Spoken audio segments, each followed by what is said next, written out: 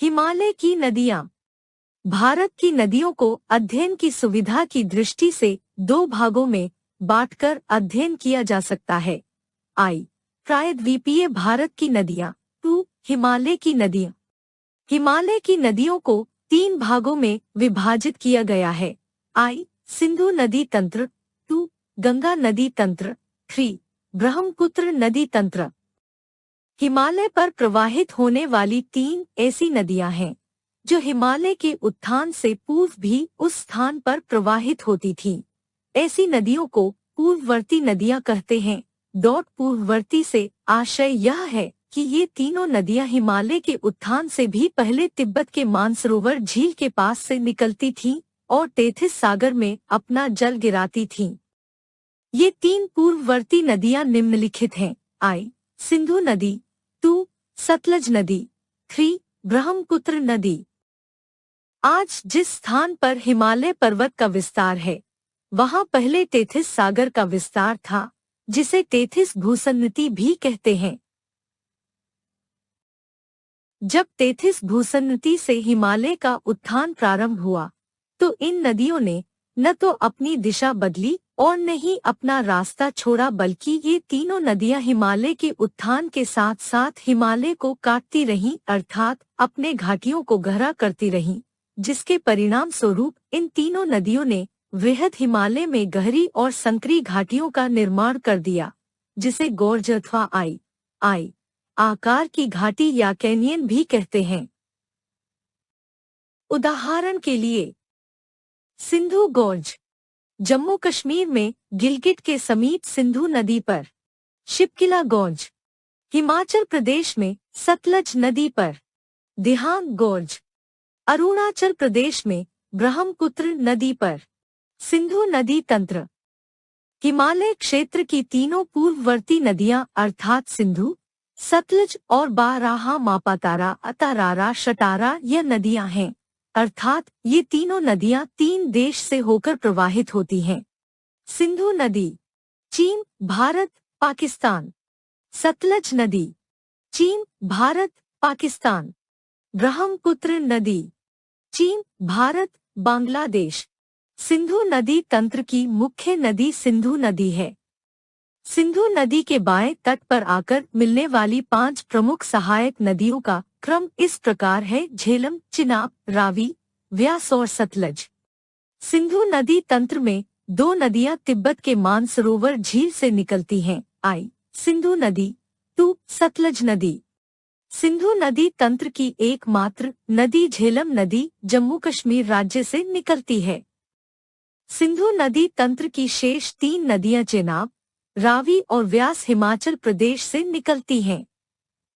सिंधु नदी तंत्र की 5 प्रमुख सहायक नदी को जो पंजाब में बहती हैं, इन्हें पंचनद कहते हैं। ये पांचों प्रमुख सहायक नदियां सम्मिलित रूप से पाकिस्तान के मिठानकोट में सिंधु नदी के बाएं तट पर अपना जल गिराती हैं। सिंधु नदी तंत्र की नदियों का उद्गम स्थान निम्न है। नदी उद्गम स्थान: सिंधु तिब्बत के मानसरोवर झील के समीप चेमाईंगडुंग ग्लेशियर से। सतलज तिब्बत के मानसरोवर झील के समीप राक्सताल या राक्षसताल से। झेलम जम्मू कश्मीर में बेरीनाग के समीप शेषनाग झील से। चेनाब हिमाचल प्रदेश में बारालाचाला दर्रे के समीप से। रावी और व्यास हिमाचल प्रदेश के रोहतांग दर्रे के समीप से। इनमें से व्यास नदी सतलज की सहायक नदी है। व्यास नदी सिंधु नदी तंत्र की एकमात्र सहायक नदी है जो पाकिस्तान में प्रवाहित नहीं होती है। व्यास नदी रोहतांग दर्रे, हिमाचल प्रदेश से निकलकर पंजाब में कपूरथला के निकट हरिके नामक स्थान पर सतलज नदी से मिल जाती है। सिंधु नदी सिंधु नदी तंत्र की प्रमुख नदी है। सिंधु नदी ब्रह्मपुत्र नदी के बाद भारत में प्रवाहित होने वाली दूसरी सबसे बड़ी नदी है।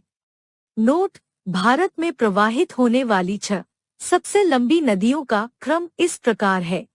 क्रम: नदी लंबाई। Brahmaputra 2900 kilometre. 2 Sindhu 2880 kilometre. 3 Ganga 2525 kilometre. 4 Sutlej 1500 kilometre. V Godavari 1465 kilometre. दक्षिण भारत की सबसे लंबी नदी। 6 यमुना 1385 किलोमीटर। सिंधु नदी तिब्बत के मानसरोवर झील के समीप चेमायुंगडुंग ग्लेशियर से निकलकर जम्मू कश्मीर राज्य में प्रवेश करती है। सिंधु नदी जम्मू कश्मीर राज्य में लद्दाख और जास्कर श्रेणियों के मध्य होते हुए उत्तर पश्चिम दिशा में प्रवाहित होती है। लेह सिंधु नदी के तट पर लद्दाख और जास्कर श्रेणियों के मध्य बसा हुआ है।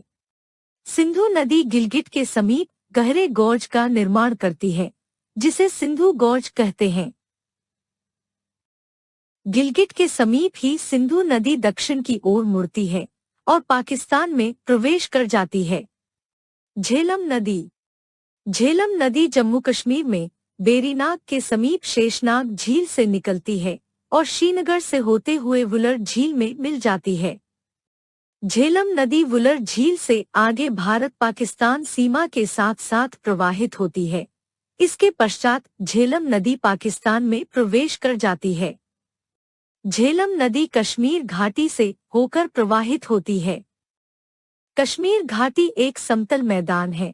इस समतल मैदान में ढाल कम होने के कारण झेलम नदी विसर्पों का निर्माण करती है। झेलम नदी जम्मू कश्मीर में अनंतनाग से बारामूला तक नौकागम्य है। चेनाब नदी। चेनाब नदी हिमाचल प्रदेश के बाड़ाला चाला दर्रे के समीप से निकलती है। रावी और व्यास नदी। रावी और व्यास नदियां हिमाचल प्रदेश के रोहतांग दर्रे से निकलती हैं। व्यास नदी सिंधु नदी तंत्र की एकमात्र नदी है जो पाकिस्तान में प्रवाहित नहीं होती है।